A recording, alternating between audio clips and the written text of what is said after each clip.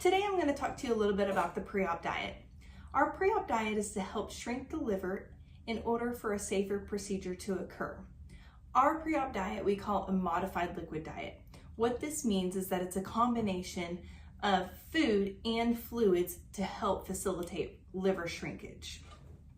This is the kit that we carry in office. It's by Celebrate.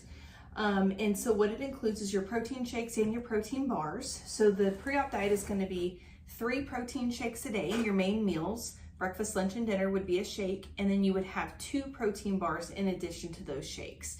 So shake, bar, shake, bar, shake. In addition to that, you can have unlimited sugar-free popsicles, sugar-free gelatin, broth, and unlimited hydrating fluids. Hydrating fluids are fluids that are going to be less than 15 calories per cup. This could include Propel Zero, Powerade Zero, Gatorade Zero, Crystal Light or flavor enhancers that you add to your water that are sugar-free, or simply water. The goal of the pre-op diet is not to make you miserable, but to make your surgery safer.